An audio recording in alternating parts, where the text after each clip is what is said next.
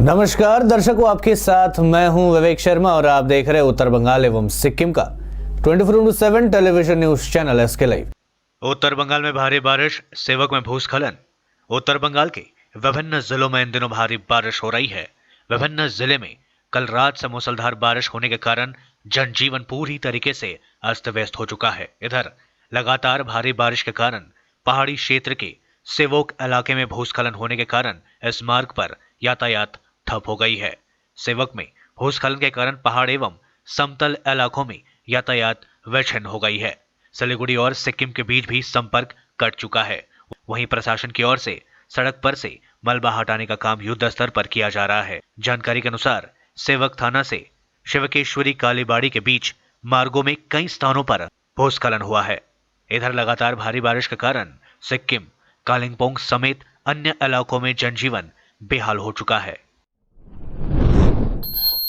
जलपाईगुड़ी में कई इलाके जलमग्न, राहत कार्य में जुटी सिविल डिफेंस व रेस्क्यू टीम। कल रात से जारी लगातार भारी बारिश के कारण जलपाईगुड़ी जिले के कई इलाके जलमग्न हो चुके हैं।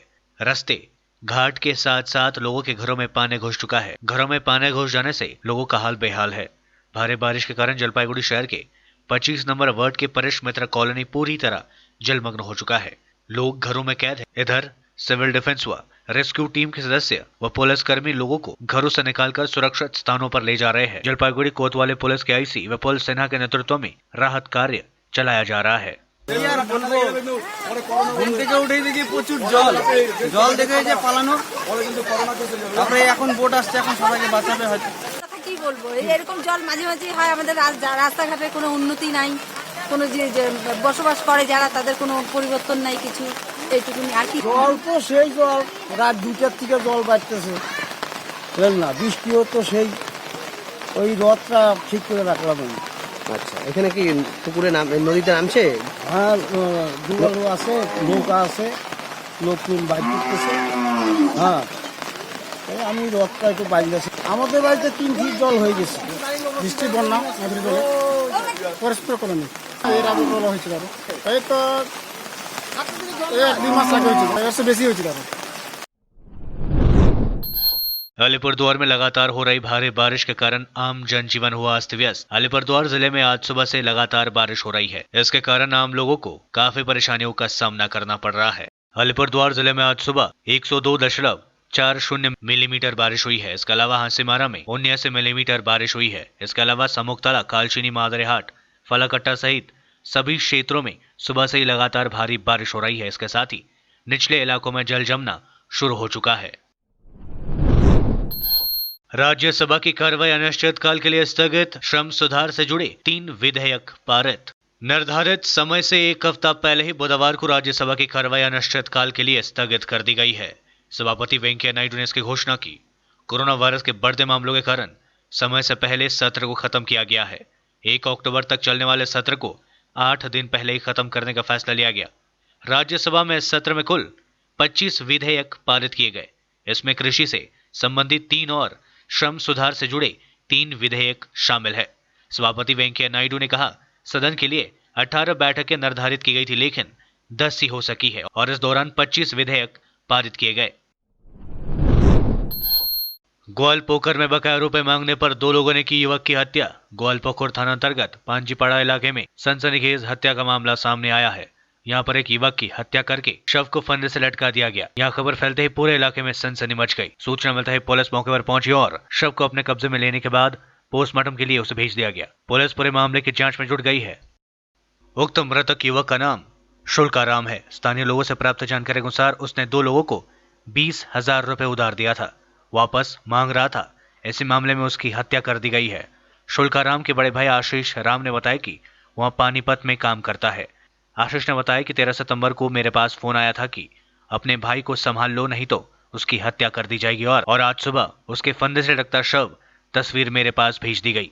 मेरी मांग है कि हत्यारों को कड़ी से कड़ी सजा दी जाए। इस संबंध में इस्लामपुर के पुलिस अधीक्षक सचिन मक्कड़ ने बताया कि दोनों आरोपियों को गिरफ्तार कर लिया गया और मामले की छानबीन की जा रही है। हमारा कोई बचा ही नहीं है तो हम क्या करेंगे? हमारा कोई साधन ही नहीं है, मेरा आगे पीछे कोई नहीं है, भाई नहीं है, एक ही भाई था और कोई भी नहीं है, कोई मतलब नहीं बन रहा हमारा। जो अब मैं क्या करूँगा, किसके सहारा जीऊँगा। एक भाई था, उसी का भरोसा था मेरा, उसके अलावा मेरा और कोई नहीं रहा इस दुनिया में।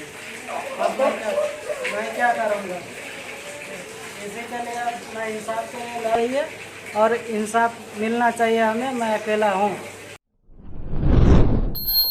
राष्ट्रीय स्वयंसेवक संघ आरएसएस प्रमुख मोहन भागवत 2 दिवसीय यात्रा पर मंगलवार को कोलकाता पहुंचे। इस दौरान वह बंगाल में राष्ट्रीय स्वयंसेवक संघ के संगठनात्मक पहलुओं पर गौर करेंगे। आरएसएस के एक वरिष्ठ पदाधिकारी ने बताया कि भागवत संगठन पदाधिकारियों के साथ बैठक करेंगे।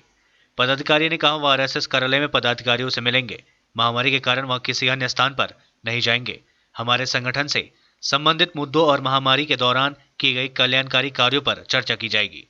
दरअसल बंगाल में 2021 विधानसभा चुनाव से पहले राष्ट्रीय स्वयंसेवक संघ आरएसएस राज्य में अपनी पैठ मजबूत करना चाहता है। सर संचालक मोहन भागवत 24 सितंबर तक कोलकाता में रहेंगे और यहां संघ के पदाधिकारियों के साथ संगठनात्मक बैठक के बाद 25 सितंबर को सुबह उड़ीसा जाएंगे। लेते छोड़ा सा ब्रेक, फिर मिलेंगे ब्रेक के बाद। आजादी से शुरू हुआ स्वदेशी अभियान, गांव गांव में बिजली आई, रोशन हिंदुस्तान, मंगल तक भी जा पहुंचा स्वदेशी मंगलयान। तो फिर क्यों ना हो हिंदुस्तानी अपना सब सामान, हम बदलेंगे तभी तो बदलेगा ये हिंदुस्तान। सूर्या, आत्मनिर्भर भारत की पहचान।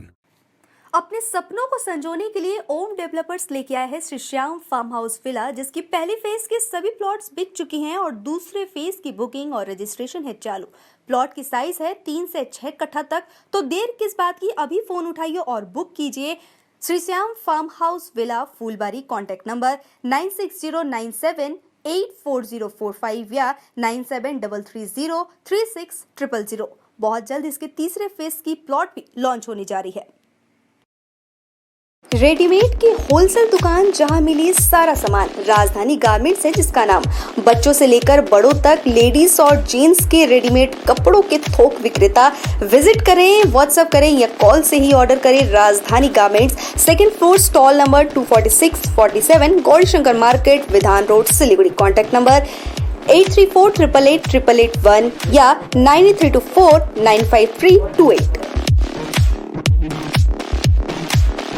आज जहां कोरोना से सभी है परेशान, हम लाए हैं कमाने का तरीका आसान। 21वीं सदी में महिलाएं आत्मनिर्भर होकर स्वाभिमान के साथ जीना चाहती है। अगर आप एक गृहिणी हैं और घर से ही मुनाफे वाला व्यवसाय करने का सोच रहे हैं, तो आपके लिए सुनहरा मौका लाए हैं टपरवेयर के सिलीगुड़ी स्थित पूरे नॉर्थ बंगाल के डिस्ट्रीब्यूटर नारायणी पार्टी सेल्स। तो सोचिए नहीं, स्क्रीन में दिए गए नंबर में संपर्क कीजिए और विस्तृत जानकारी लीजिए। घर बैठे पैसे कमाए, आज ही फ्री मेंबरशिप लीजिए, अपने सपनों को पूरा कीजिए। मुश्किल की इस घड़ी में आपका साथ ही सिर्फ टपरवेयर के लिए एसके लाइव ही बेस्ट ऑप्शन है। एसके लाइव का इस क्षेत्र में 24 घंटा टेलीविजन, एंड्रॉइड ऐप और वेबसाइट पर प्रसारण होता है। सोशल मीडिया पर भी हम उपलब्ध हैं। हमारी व्यूवरशिप 9 लाख से अधिक है। सिक्किम, हैथवे और NXT डिजिटल पर, दार्जिलिंग और कालिम्पोंग में दोनों हैथवे और CCN सेटअप बॉक्स पर, क्लामपुर से लेके मैनागुड़ी हैथवे पर, सिटी केबल पर सिलीगुड़ी और आसपास, नक्सलबाड़ी से पानी टंकी तक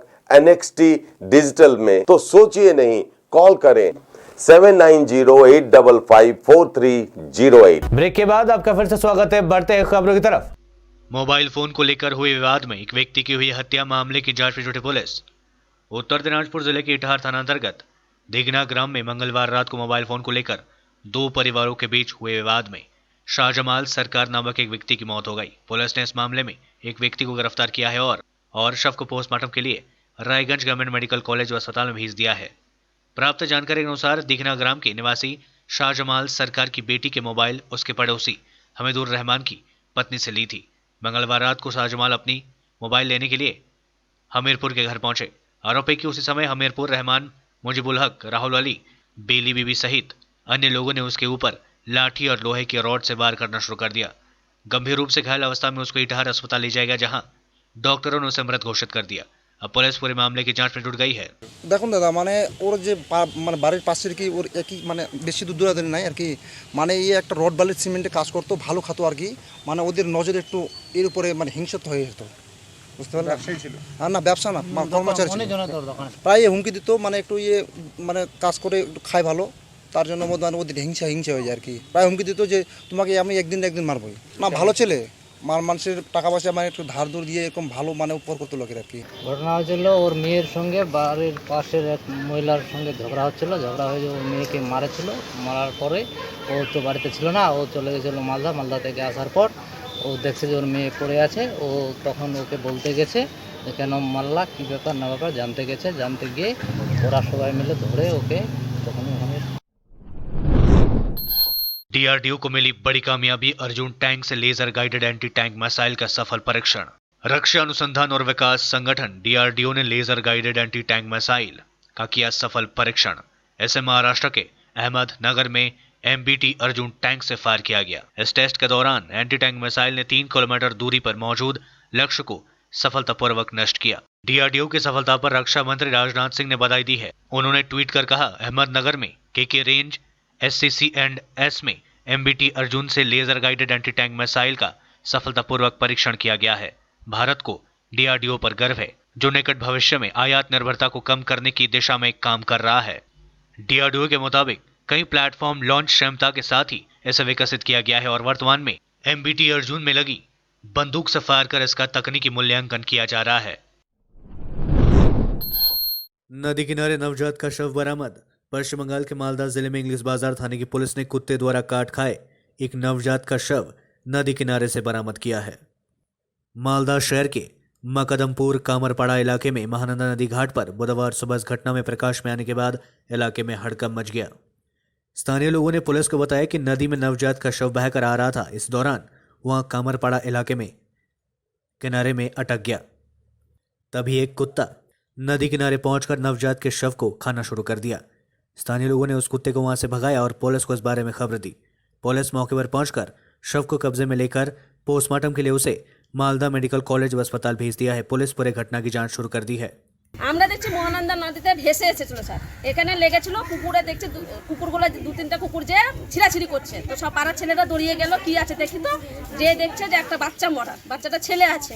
এখন কোথা থেকে ভেসে এসছে না এসছে আমরা তো জানি না, নিশ্চয়ই কোনো নার্সিংহোম বা হাসপাতাল থেকে ব্রিজ থেকে বা কোনো দিক থেকে ফেলেছে। এ তো কোনো একটা করতেই হবে। আর এটা মহানন্দা মকদমপুর কামারপাড়া ঘাট মহানন্দা নার্সিংহোমের পেছনে। कोरोना वायरस से दुनिया में 9.74 लाख से ज्यादा लोगों की हो चुकी है मौतें। 2.33 करोड़ से ज्यादा लोग अब तक हुए स्वस्थ। दुनिया में संक्रमितों का आंकड़ा 3.17 करोड़ से ज्यादा हो गया है। ठीक होने वाले रोगियों की संख्या 2,33,82,126 से ज्यादा हो चुकी है। अब तक 9,74,620 मौतें शामिल है। ये आंकड़े www.worldometers.info कोरोना वायरस के मुताबिक है। अमेरिकी राष्ट्रपति डोनाल्ड ट्रंप ने देश में कोरोना वायरस से हुई 2 लाख मौतों को शर्मनाक बताया है। उनके मुताबिक सरकार ने बढ़ते मामलों को रोकने के लिए कई तरह के उपाय किए हैं। LAC पर सीमा विवाद सुलझाने के लिए सैन्य स्तर की बैठक में बनी सहमति। चीन बोला, दोनों देशों में फ्रंटलाइन पर ज्यादा सैनिक को ना भेजने को तैयार। भारत बोला पहले, चीन करे पहल। सैन्य स्तर की यह बातचीत LAC के पास चीन के इलाके मोल्डो में हुई। बैठक 13 घंटे तक चली। इस दौरान सीमा पर सेना अलर्ट पर थी। लद्दाख में सीमा के नजदीक सुखोई जेट ने भी उड़ान भरी। भारत और चीन के अफसरों के बीच यह बैठक मोल्डो में हुई। पहली बार विदेश मंत्रालय के ऑफिसर शामिल हुए। दोनों देशों के बीच लद्दाख में अप्रैल से तनाव बना हुआ है। कुछ इलाकों में सेनाएं आमने सामने है। भारत और चीन के बीच लद्दाख में जारी तनाव को कम करने के लिए 6वीं बार सोमवार को सैन्य कॉर्प्स कमांडर स्तर की बैठक हुई। चीन के रक्षा मंत्रालय के प्रवक्ता ने मंगलवार रात को कहा कि चीन और भारत दोनों में फ्रंटलाइन पर ज्यादा सैनिक भेजे जाने को रोकने के लिए सहमति बनी है। इसके साथ ही दोनों पक्ष ग्राउंड पर मौजूदा स्थिति को बदलने पर एक पक्षीय फैसला नहीं लेने के लिए तैयार हुए हैं। दोनों देश इस बात के लिए भी राजी हो गए हैं कि आगे से ऐसा कोई एक्शन नहीं लिया जाएगा जिसमें स्थिति और ज्यादा बिगड़े। लगातार भारी बारिश के कारण डुवर्स सहित जलपाईगुड़ी के कई इलाके जलमग्न हो गए हैं। दरअसल पिछले 2 दिनों से लगातार बारिश हो रही है, जिससे नदियों का जलस्तर काफी बढ़ चुका है। तिस्ता नदी में पीली संकेत जारी कर दी गई है।